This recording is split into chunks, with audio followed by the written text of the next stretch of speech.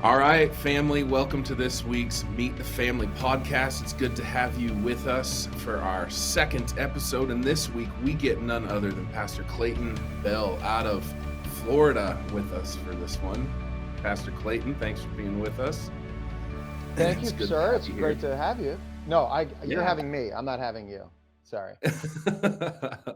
Well, this is we've been very excited for this and appreciate you taking the time out of a busy schedule to be with us. If you haven't tuned into a Meet the Family podcast before and you're watching today for the first time, the goal of our time together here is that you as the listener would get a little more insight into what our Every Nation family is a part of. If you're a part of Grace City, Eugene, here locally, our church, that you would get to meet another pastor, another leader within our movement and hear their heart for the gospel to be spread in all nations. And so we pray that this is entertaining, fun, and that you learn something about Jesus, about Clayton, about what God's doing in this world today through our time. So we're just going to kick it off, Clayton, if you wouldn't mind telling us about your family. I would love to hear a little bit about you and your family. Yeah, thank you for having me on Grace City and wider podcast audience. Hello, how are you doing? I guess that's going to be a rhetorical question because it's not a live interactive chat. So, I'm married to Kelly. We've been married 19 years, and we have a daughter, Caroline, who is 13. She's in 8th grade. Kelly and Caroline just got back from store buying a dress for her first school dance this weekend.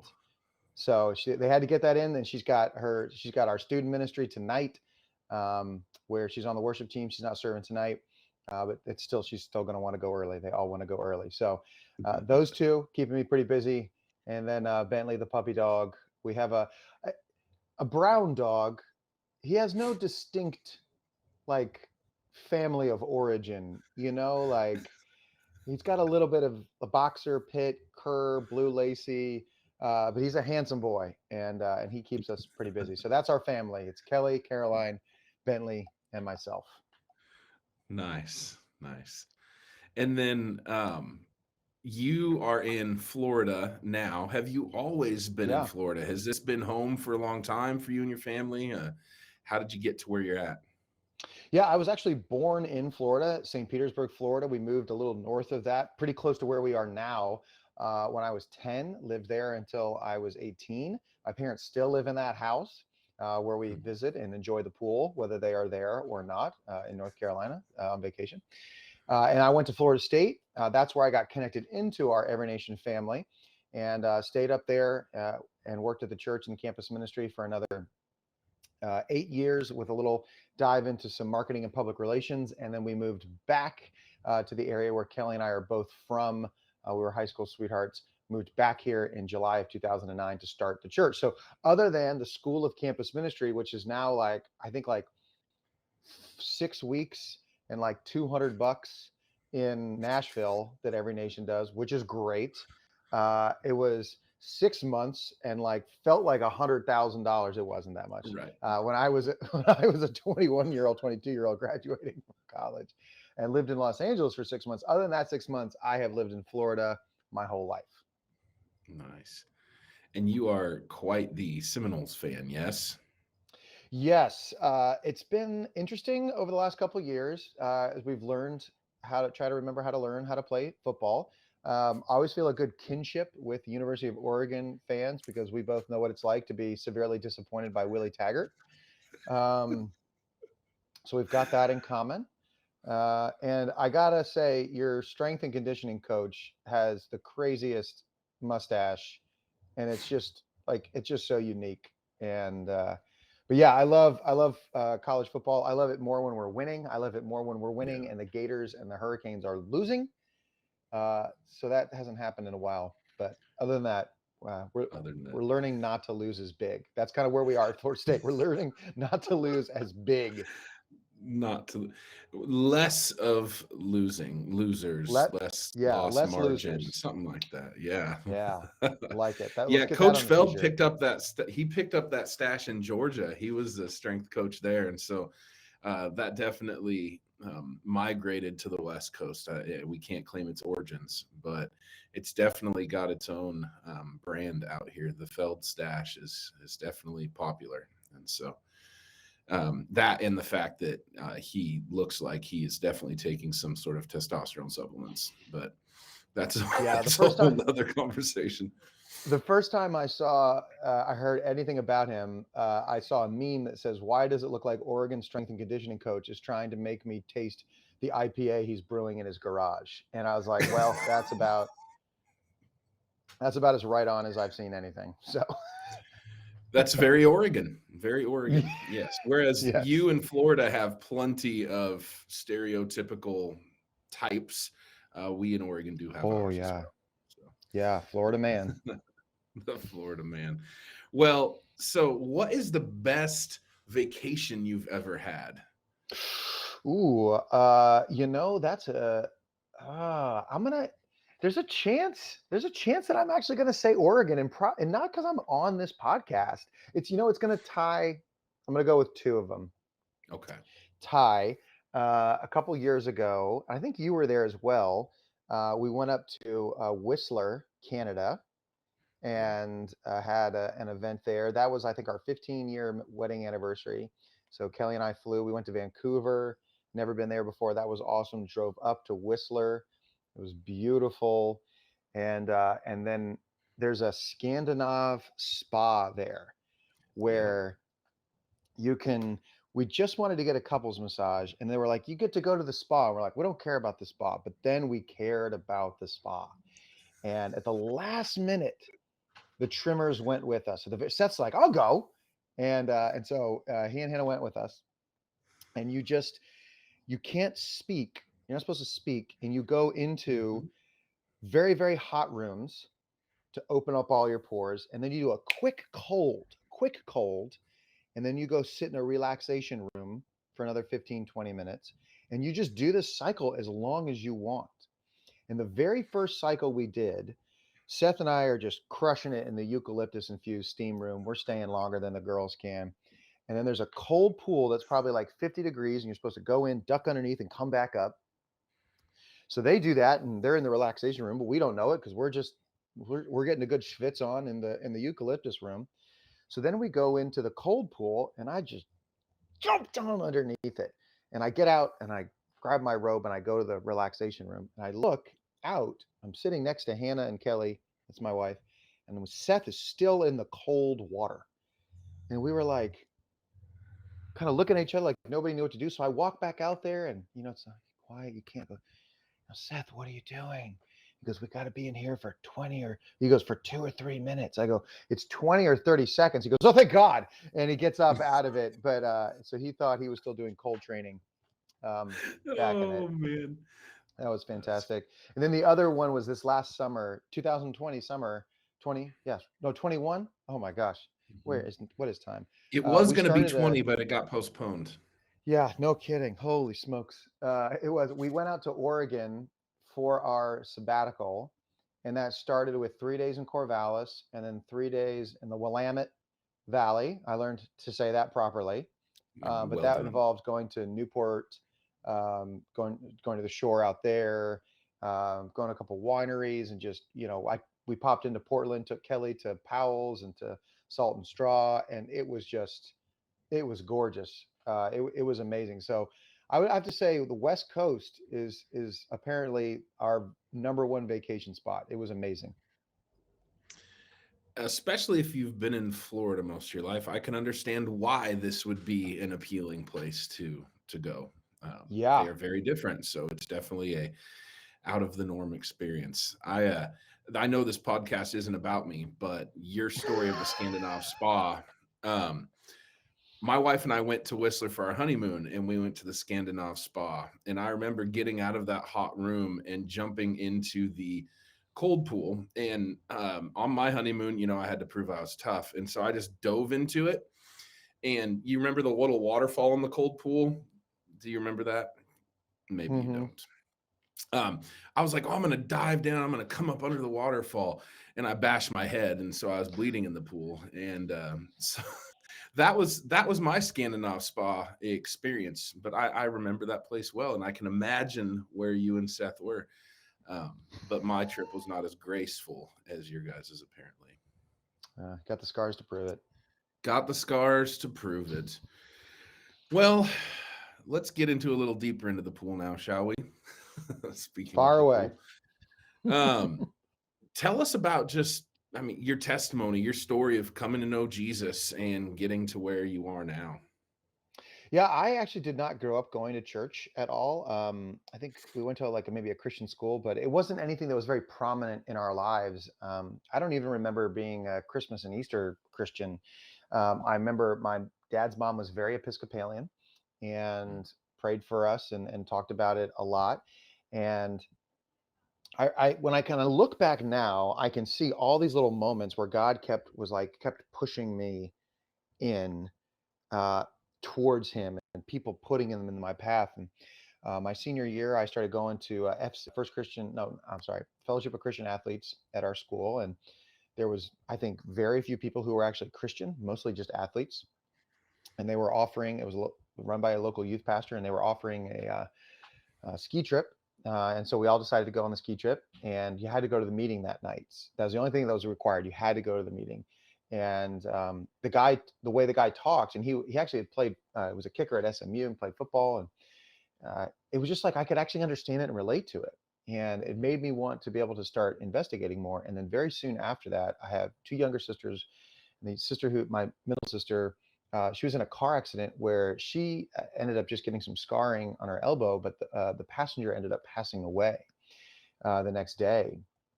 And I had been a 4.0 student and captained the football team and had everything in my life figured out. And I was like, wait, if I'm not in charge of my life, I need to figure out who is. If I'm not, like, it felt like there were forces grander than me. And that really kind of woke me up for that for the first time. And that youth pastor was very helpful and encouraging me to pursue that.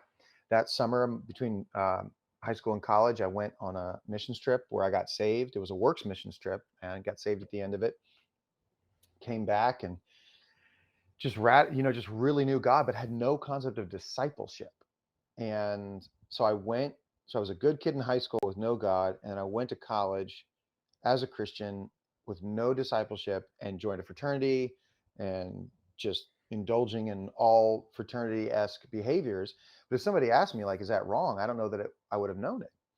And so at the end of my freshman year of college, I went back on another mission trip and kind of got my life right. And then was actually thinking about transferring my sophomore year, because I was just sitting in my fraternity house like alone, and my wife, who was then my girlfriend, was still in high school and didn't know what to do. And by the smallest of sovereignties, got invited out to an outreach that what was then called Victory Campus Fellowship, then became Victory Campus Ministries, then became Every Nation Campus, was putting on the group from the University of Houston, was putting on and invited me out. And it looked like everybody there was normal, like they could throw a football. Most of them were Florida State football players. And again, that's back when we could play football.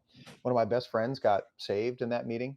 Another one of my Mm. friends, Pastor Adrian Crawford, got connected into the ministry in that meeting. And I kind of was telling everybody I wanted to, do something with Greek ministry. And they're like, you got to meet this guy, Addison. And it was Addison Tweedy. And he talked with me. We went out to dinner a couple nights later, and he explained discipleship to me. That if you take what you know and impart it to somebody else, and then we keep doing that and keep doing that, that we'll reach the world faster than if we just did crusades. And I was just like, this is the greatest plan ever. Does anybody else know about this plan? Like, we should go tell people about this. And I mean, I doubled the ENC the first time I went. I brought 8 people with me, so we doubled it from 8 to 16. There was a really goofy Nice. guy there with really weird curly hair. His name's Gabe Bouch. He's our pastor in Philadelphia now.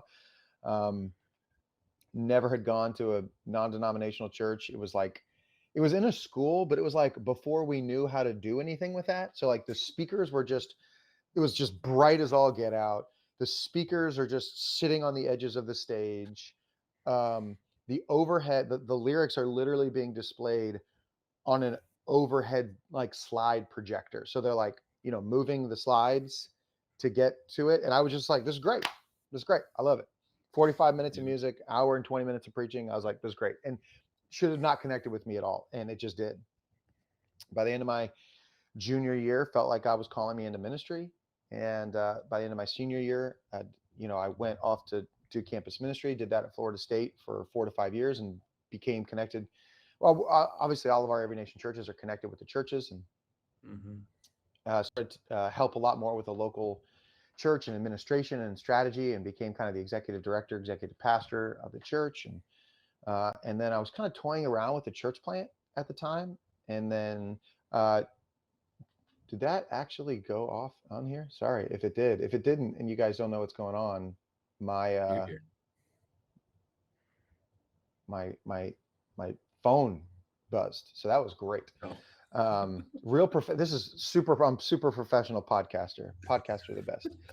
Um, and I did 2 years of marketing and public relations, trying to figure out what was going on with my life, and there's a lot more to that with family struggles and pregnancy struggles. And then I went back on a staff at the church, thinking that we were going to start another campus of the church in the city. And by the time I Mhm. got approved at our assessment center, basically our pastor said, "Look, you're ready to go, but the church is not. So where do you want to move?" So I came home, laid face down in the carpet, and said, "Honey, we're moving."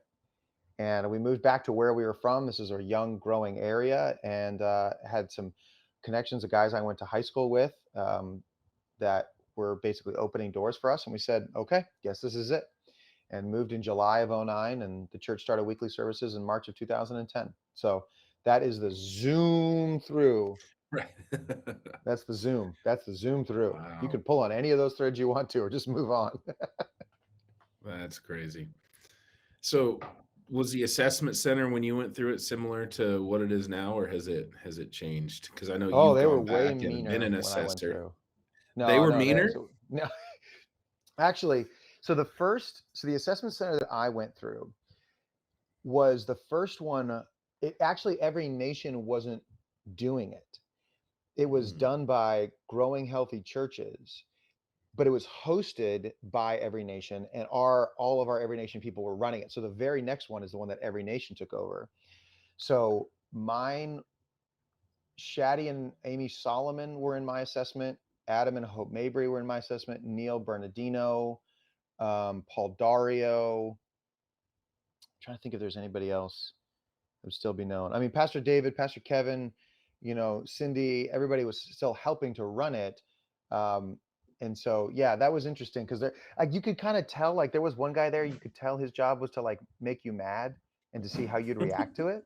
But I kind of figured it out early, and my wife did not. So when he was like asking me a bunch of, like personal questions, she's like, "I can't believe he was being so mean to you." And I was like, "Oh yeah, that was just a game," like, um, I think it's actually gotten way more dialed in, way more clear, and way more mm, experience as we've continued to learn how to be able to do that and to be as kind of as streamlined as possible in assessing that with folks.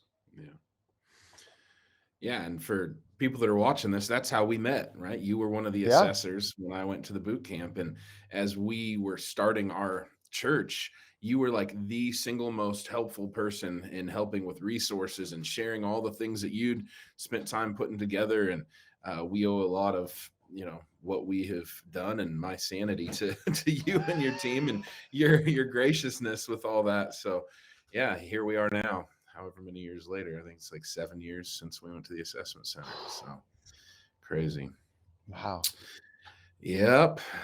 How many times have you been an assessor now? Was it just the year I Uh, was there?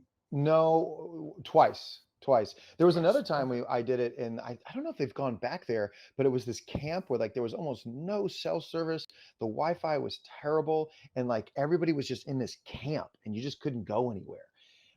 And Pastor David's like, "This is great. We get to see him at all times." And it's like at the beginning, like the assessors and the people being assessed were kind of intermingling with each other, and by the end, like all the people who were being assessed were like around one table with like their backs turned so that no Yes. assessor could get near them. And I was like, that makes sense. They need time away. Uh, that they Yep. need some space. No, I can imagine. It was like the biggest loser camp for potential church planters. You just isolated out there. That's funny. Oh, so what kind of missions experience have you had? Well, I actually, like I said, like I actually got saved on a missions trip. Hmm. It was we were building a church in a little home at a goat farm in Costa Rica. And so that was, and then I went to the Dominican Republic the next year after that. And then I think the next time I got to go on a mission trip was like '05. Our church used to send, our Tallahassee church used to send a lot of folks over to South Africa on FSU spring break when back when there was a ministry called Champions for Christ that we had a lot of folks that were a part of, and we had a lot of athletes in Tallahassee. So they would go over then, and this was this huge group that was going, and I had already planned to go home on spring break, and we were going to go with John and Kelly Owens and Ross and Amy Middleton and my wife, and then one of the guys leading the thing was like, "Hey, I need you to go to South Africa," and I was like, "What are you talking about?" And he's like, "Well, I was supposed to go, but my wife still hasn't given birth, and I need you to go for me." And I was like, "Can't somebody else go?" He's like, "Yeah, but I need somebody who can preach in a church." He's like, "Do you have a relevant passport?" And I was like, "I do have a relevant passport." So that was actually the first time I ever preached on a Sunday morning. Was in Potchefstroom, South Africa, and it was probably not very good at all. I don't think it was very good at all. I'm hoping that they didn't understand English, and they were like, maybe it was just in the translation. Maybe I don't understand English well, and that was actually a good message. Oh man. So we What were is supposed to go to the Cuba last summer, and or the COVID summer, and that obviously did not that happen. didn't happen. So Yeah. yeah. Is there a point out in a missions trip or missions experience that you would say was the most impactful to you?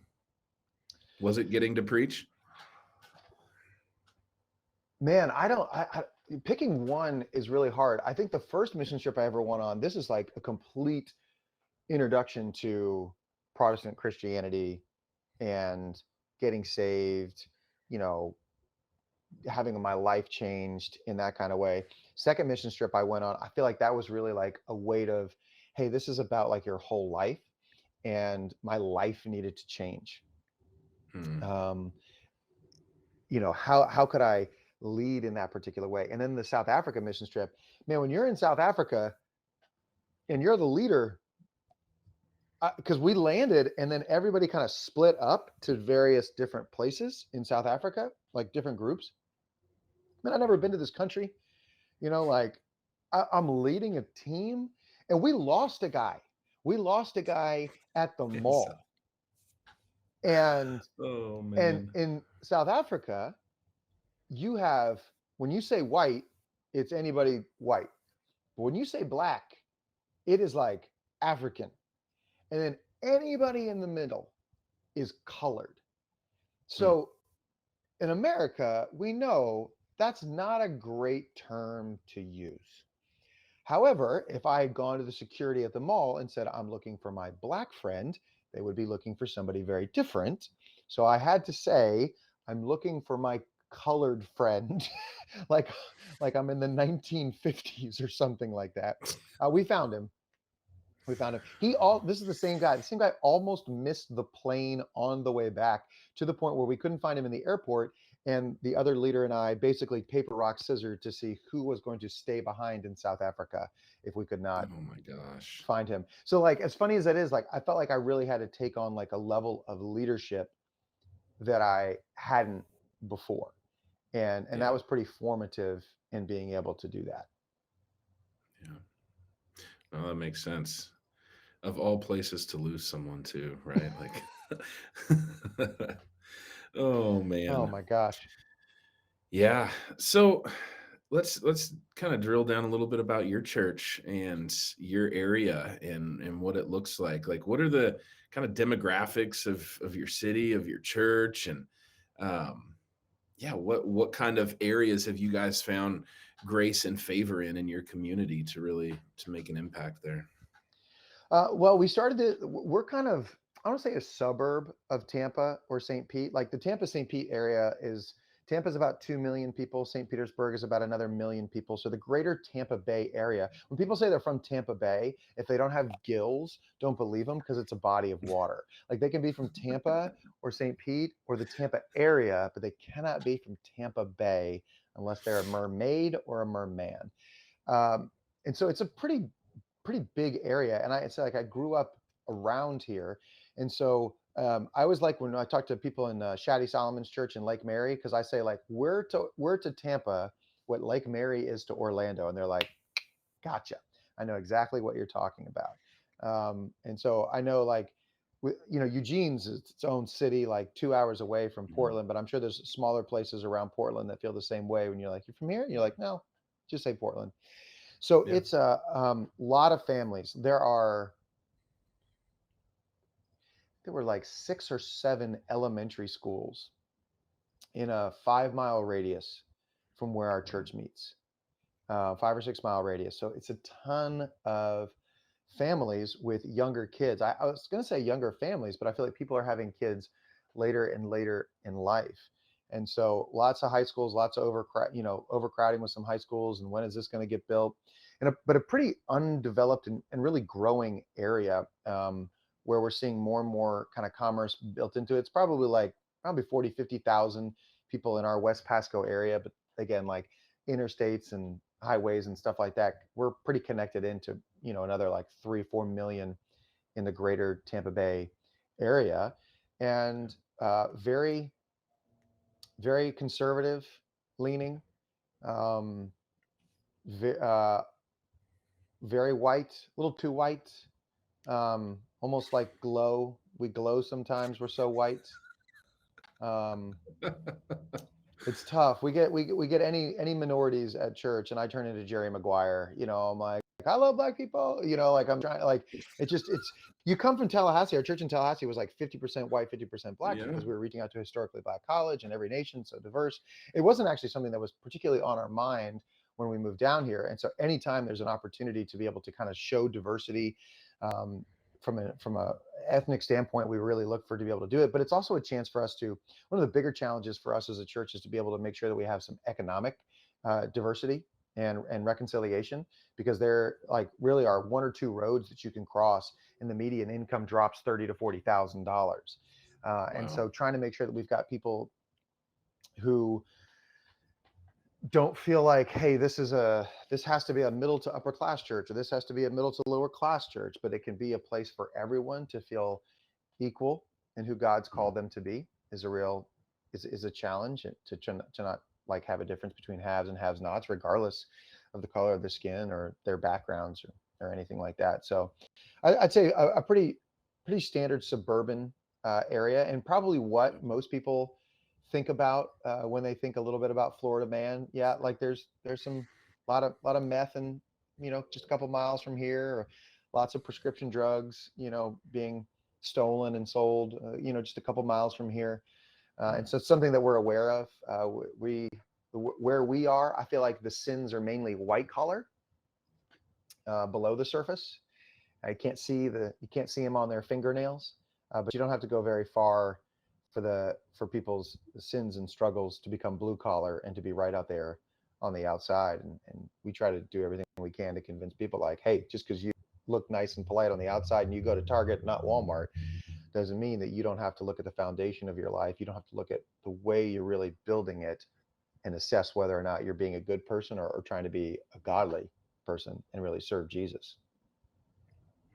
Oh, that's really good. I love that distinction between being a good person or a godly person, because Yeah. there's plenty of people that don't think they need a savior, right? And Oh, so yeah. I don't know if you that's have to do good. this in Oregon, but in Florida, you have to get people unsaved before you can get them saved. Right. Yeah. You have to break away the religion so you can bring them into relationship with Jesus. Yeah, Yeah. absolutely. Oh, that's good. So you were basically saved into every nation. And Yeah. so that maybe you could say every nation kind of chose you, but what has caused you to stay? Like, what is your favorite thing about every nation, and why are you still in the family? Like every nation, like any family, has had ups and downs, but you're still here. You're a leader nationally. What keeps you? That's a great question, because I have thought through that and wrestled through that myself. When we were not working at the church in '05 and '06, and we were kind of toying around with the idea of church planning. At that point in time, Acts 29 was the new hotness. I mean, uh, Mhm. it was everywhere.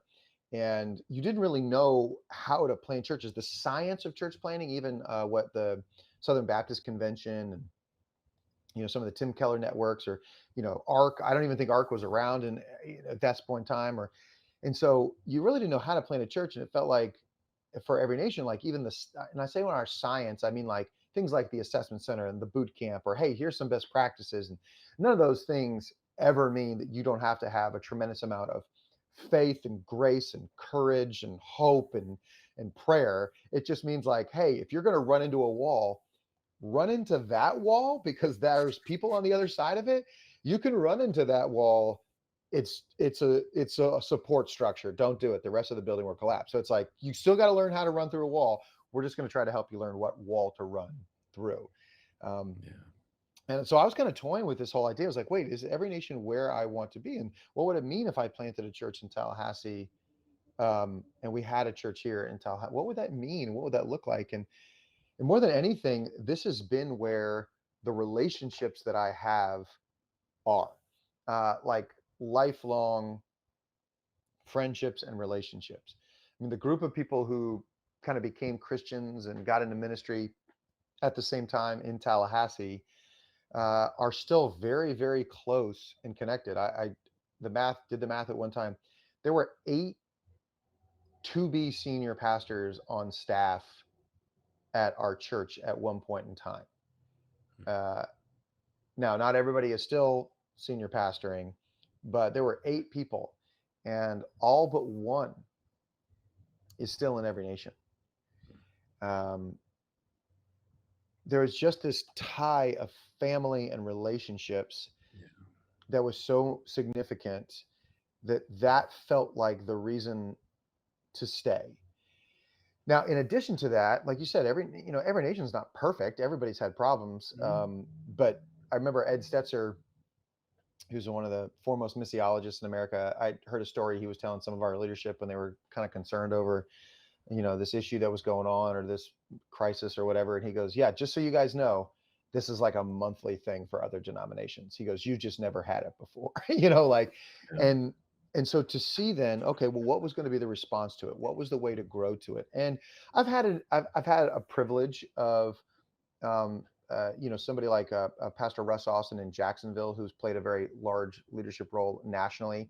I've had a good relationship with him from the beginning. So I kind of, I consider him like my pastor. Like he's very pastoral in my own life. I've gotten a chance to kind of see the way that people dealt with mistakes, the way that people grew, the way that changes were made. And I think that's to be valued perhaps more than the veneer of perfection, or, hey, we've got everything figured out. Is like, is there enough humility to say, hey, we need to learn. Hey, we need to be able to grow and to be able to move forward. Hey, we need to be able to recognize how things have been. And so that's been really great to see, is like, how it's not just that like, hey, it's great, let's keep it. It's, hey, let's continue to mature, grow. What does it look like to start handing things off? What does it look to transition to the next generation? What does it look to come alongside? Like you said, like I have the privilege of being on the North American leadership team that helps, direct some things here in North America. Like, I mean, if you had told 23-year-old me that is crazy. That would have been crazy to me. I mean, like Pastor Phil Bonasso, one of the founders of Every Nation, is a very important mentor for me in my life. I for some reason he likes me, and takes my calls and stuff like that. But like if you had told like 20, going to my first LA conference or whatever, that like I'd get to be like in a mentoring relationship with like one of the founders of Every Nation, like it was just crazy. And there's just was such a willingness and humility in relationships. And then like I love seeing too, like the people coming up, that it's like I'm 42 now. So I'm not only thinking about what's next for me. I'm also like, man, who's coming up? Who are the next folks? And seeing this younger generation of church planners, and these, you said like, man, 7 years ago you were assessed, right? So it's like, how old is Grace City Eugene? Like 5.5, 6 years, or? Yeah, we launched 5.5 years ago. Did you froze at the wrong time? How long you guys been open? Say it one more time. 5.5. 5.5 years. And so like, man, that's a significant thing to see churches like that, to see churches like City of Lights, to see churches like High Point, Mhm. Atlanta, just be able to grow up and to continue to sustain. Like, it's just really exciting to see kind of what's next. And it's not like, hey, there's only these 10 churches and we just rotate who pastors them. It's that we keep Yeah. growing leadership, keep growing opportunities, and keep growing and maturing as a movement, as a people. To be able to see other leaders get opportunities, not just to be platformed, but to be the kind of influence and to be the kind of help that they can be to those around the nation, to be able to reach the gospel with the unique ways that every nation has been tasked and burdened to be able to do so. Yeah. Oh, that's really good. Well, kind of the final question here for you is, kind of along the parting thoughts or words. But what do you think is something that you sense God trying to do through our movement and our churches that you would impart to our church family or whoever's listening to this? If you have spent any time at a global conference or heard Pastor Steve Merle speak, there's a good chance that you have heard the phrase "same old boring strokes." I remember a message he preached years ago about how when his boys were learning tennis, every single year when the tennis season started, they would start with the very foundational strokes. And they're like, why are we learning this stroke again? He's like, if you don't master the basics, it doesn't matter if you can do the crazy trick shot between your legs. Focus on the same old boring strokes. When I was first church planning, I got a chance to go to all these different conferences and you start networking with other church planners and everything like that. And you don't, like, when you grow up, like, your family is all you know. And you start, when you go to your friend's house or different stuff like that, you're like, well, that's weird, or that's interesting. And you start to notice differences that you wouldn't have if you were only in your family. And so the same way with every nation, like, I started noticing differences, and like the the inheritance of discipleship that we've been given from our founders. Man, I can't tell you how many different conferences or blogs or different things I have been on. Not like I've been on, but I mean, like, I've read or I've attended, where people are talking about, well, what is discipleship and how important is it? And that has never been an issue in my life because of the family that God placed me into and because of the inheritance of our spiritual founders. That's never been an issue for our churches. And I think the pandemic showed us that if you have built a ministry that is overly dependent on the event of Sunday mornings, you were in big trouble when that pandemic hit. And that's not to say that we're like, hey, Sundays, who cares? Yes or no? No, that doesn't matter. It matters. But it Mhm. matters because it's just a galvanizing force behind it. It's not, again, to quote Ed Stetzer, he said, Sunday mornings are like playing, without Sunday mornings, it's like playing chess without the queen. You can, but it's nice to have your most powerful tool with you. But the goal is to win the game. The goal is not to have the queen. The goal is to capture the king. The goal is not to have Sunday mornings. The goal is to make disciples, to make disciples. And I don't think there's anything different. I think that the press towards that, I think the cultural Christians have have by and large fallen away, have realized, you know what, wasn't that important to me. I don't really think it's that big of a deal. What can we do to push to push the gospel deeper into people's lives? And I don't mean from like level 10 to like level 15. I mean from like level 1 to like level 4. How many people can we get opening their Bibles for 10 to 15 minutes on a daily basis? How many Yeah. people can we get to pray at all or sing at all? Like, we did a survey. We had like a preaching planning meeting. I'd never done it before. 11 years. So if you've ever done one, Chris, great. You're years and years ahead of me. And I was kind of asking this question, like, who are we preaching to? You guys are very involved in the church, very involved in, who are we preaching to? And we basically, this is straw poll, not, we didn't survey. 70%, we thought 70% were passive Christians or less spiritual, and 30% were intentional Christians or more mature. Hmm. Because we're going, how many people in the congregation are reading their Bible 3 out of 4 days a week? How many people are praying? How many people are doing this? How many people are doing this? and you can kind of get like, you're getting some kind of like survey, like based on what you hear, based on different stuff. And then you can measure some stuff like how many people are in groups, how many people serve and give and yada, yada. And so we're like, man, we are going to be pressing that 70% to move. You don't want that to ever be 100% because it means you get no new people. Nobody's getting saved. Yeah. But man, the thing that people need, like the reason that the reason that the pandemic threw people off so much is because their faith was 90% based on Sunday mornings. And yes, you want to there is nothing like worship. There's nothing like preaching to a room of people where you can feel the Spirit of God moving in them and through them, and it's leading you of how to preach into different things. You know what that's like. Yeah. But that's all to get them to be disciples who make disciples. As we say at TLC, to learn, obey what they're learning, and look for the opportunity to be able to share that with other people. And I don't think it's ever been as important in my lifetime than to simply be disciples. The more Jesus is in you, the more the Holy Spirit, the more God the Father, God the Son, God the Holy Spirit are just in us and overwhelming us, the better we're going to be able to face whatever cultural changes and upheaval and pandemics and elections and whatever it is. We're going to be best equipped to handle it when we are just overwhelmingly in love with Jesus and being changed by him, being more dependent on him ahead of whatever the next reason or need is to have to depend on him. That's really good, man. Appreciate you sharing your heart on that. Yes, sir. Well, where can we find you or your church on social media and all those digital things if people want to follow you guys? We are at trinitynewlife.com as a website, and all of our socials are at Trinity New Life. We have a Twitter account. It's not active. I don't know if anybody's Twitter account is active.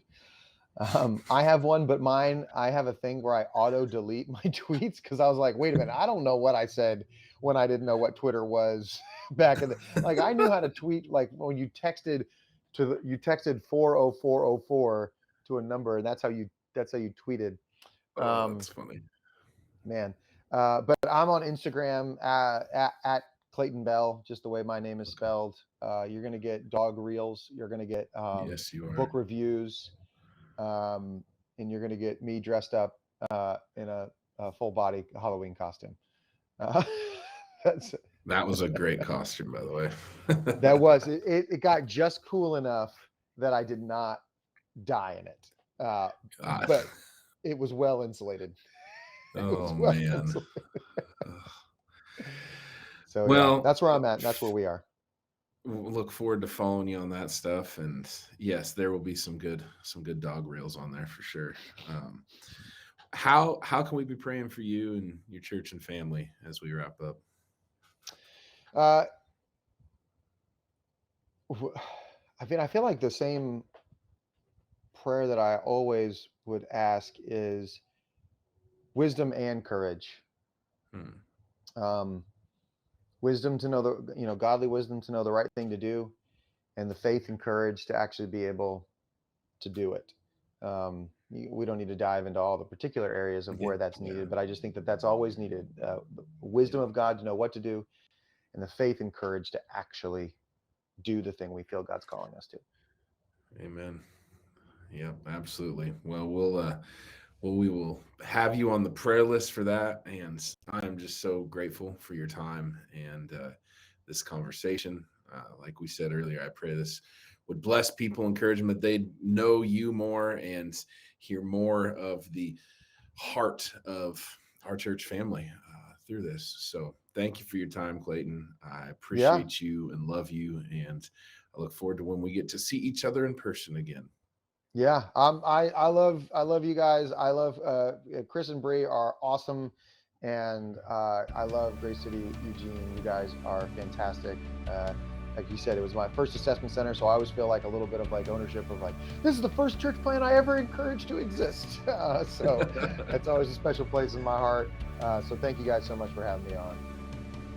Absolutely. Well, we'll see y'all on the next podcast, Meet the Family, next month. Thanks for tuning in.